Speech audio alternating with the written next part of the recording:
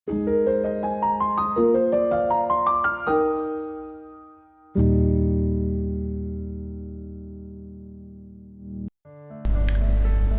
Bapak Ibu, bagaimana kabar Anda hari ini? Semoga kita semua masih dalam keadaan yang baik sampai dengan saat ini. Bacaan Alkitab yang akan menjadi bahan permenungan kita hari ini diambil dari 2 Yohanes pasal 1 ayat 6. Surat ini ditulis oleh Rasul Yohanes dan ditujukan kepada ibu yang terpilih dan anak-anaknya, demikian dikatakan di ayat 1 Bapak Ibu. Maksudnya ini adalah sebuah kiasan yang menggambarkan suatu gereja lokal dan para anggota jemaatnya. Tak hanya itu, surat ini juga ditujukan kepada anak-anak saudaramu yang terpilih, begitu dituliskan di ayat 13, yakni jemaat tetangga yang juga adalah umat Tuhan yang dilayani oleh Rasul Yohanes. Nah, secara garis besar Bapak Ibu, surat ini sebetulnya masih sejalan dengan surat 1 Yohanes yang juga ditulis olehnya. Ia menuliskannya untuk memperingatkan jemaat Tuhan akan bahayanya pengajaran guru-guru palsu yang menyesatkan. Tentu saja sejalan dengan itu, Rasul Yohanes ingin menyampaikan bagaimana semestinya menjadi seorang Kristen yang sejati. Sehingga melaluinya Rasul Paulus tidak hanya memberikan bekal bagi para jemaat supaya mereka tahu, bisa membedakan mana guru yang menyesatkan dan mana guru yang tidak menyesatkan, gitu ya. Tapi juga disampaikannya agar para jemaat dapat mengoreksi diri mereka masing-masing, sehingga mereka dapat berbenah dan mengupayakan kehidupan beriman sebagai seorang Kristen yang sejati. Nah, Bapak Ibu, melalui ayat 6, Rasul Yohanes sebetulnya berniat untuk mengatakan bahwa menjadi seorang Kristen haruslah hidup menurut perintah Allah di dalam Yesus Kristus. Menjadi seorang Kristen harus hidup menurut perintah Allah di dalam Yesus Kristus. Saya yakin kita sudah tidak asing dengan hal ini. Saya yakin kita semua sudah mengerti bahwa jadi orang Kristen ya harus hidup sesuai dengan perintah Tuhan. Tapi sayangnya Bapak Ibu, kita seringkali salah menafsirkan kalimat ini atau teks ini, khususnya ketika kita menjalankan kehidupan beriman kita sehari-hari.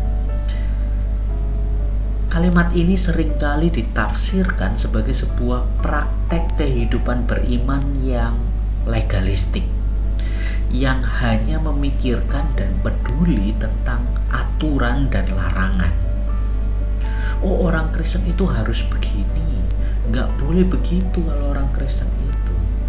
Loh, kalau kamu begitu nanti kamu dosa. Gitu ya. Loh, kamu kok baca Alkitabnya bolong-bolong, dosa loh kamu nanti, gitu ya. Sangat legalistik. Hanya memikirkan, hanya peduli tentang aturan, larangan, ini boleh, itu tidak boleh. Aturannya sebagai orang Kristen harus begini, harus begitu, gitu ya. Nah, Bapak Ibu, jika demikian terus-menerus, kita perlu berhati-hati. Mengapa perlu hati-hati? Karena kehidupan beriman yang legalistik ini pada akhirnya akan menjadikan kita sebagai orang-orang Kristen yang kaku. Bahkan parahnya, kita menjadi orang Kristen yang sangat mudah menuduh dan merasa diri kita lah yang paling baik, sementara orang-orang lain tidak lebih baik dari kita. Dengan demikian kita akan sibuk menilai yang ini dan yang itu. Yang ini benar, yang itu salah, atau sebaliknya, yang ini salah, yang itu benar. Tentu saja bukan itu yang dimaksudkan oleh Rasul Yohanes tentang hidup menurut perintah Allah itu. Yang dimaksudkan Rasul Yohanes tentang hidup menurut perintah Tuhan adalah bahwa kehidupan seorang Kristen itu harus saling mengasihi. Demikian lanjutan ayatnya di ayat 6 itu ya. Seperti perintah baru yang sudah Tuhan Yesus sampaikan yang dicatat di Injil Yohanes pasal 15 ayat 12 kepada para muridnya. Supaya kamu saling mengasihi seperti aku telah mengasihi kamu. Begitu. Saling mengasihi yang dimaksudkan adalah merujuk kepada perintah baru yang Tuhan Yesus telah sampaikan. Supaya kamu saling mengasihi seperti aku telah mengasihi kamu.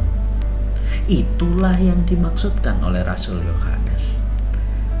Sebagai seorang Kristen, maka semestinya jemaat Tuhan menuruti perintah Allah, yaitu saling mengasihilah, sama seperti Allah telah mengasihi kamu melalui Yesus Kristus. Tapi pertanyaannya Bapak Ibu, apakah mudah melakukan itu? Saya yakin tidak mudah. Apalagi ketika kita tahu ada seseorang yang amat sangat menjengkelkan misalnya, namun kita diminta untuk harus mengasihi dia. Ketika ada seseorang yang mengecewakan kita, apakah kita mampu dengan mudah mengasihi dia? Tentu sulit. Tidak mudah untuk melakukannya. Lantas bagaimana caranya? Bagaimana caranya kita bisa belajar menerapkan perintah Tuhan itu? Caranya adalah, mari kita lihat frase berikutnya, hidup di dalam kasih. Hidup di dalam kasih bukan hanya tentang menerapkan kasih sebagai lifestyle. Hidup di dalam kasih itu juga harus diartikan sebagai sebuah kesadaran diri untuk mau belajar, menyadari dan melihat bahwa kehidupan kita saat ini terjadi oleh karena kasih Allah. Belajarlah menyadari bahwa kehidupan kita terjadi oleh karena kasih. Bahwa kehidupan kita bagaimanapun dinamikanya dan segala suka dukanya hanya terjadi oleh karena perkenanan Allah Sang Kasih. Rasul Yohanes mau mengatakan bahwa kita jemaat Tuhan itu perlu belajar menyadari semuanya terjadi karena Allah. Dan melalui semua kejadian itu di dalam hidup kita, Allah ingin kita meresponinya, merespons kejadian semuanya itu dengan kasih. Dan begitulah semestinya kehidupan seorang Kristen yang sejati. Sadarilah kasih Allah di dalam kehidupan kita, lalu terapkanlah kasih Allah dalam setiap kata dan karya kita. Maukah kita? Kiranya Tuhan memampukan kita.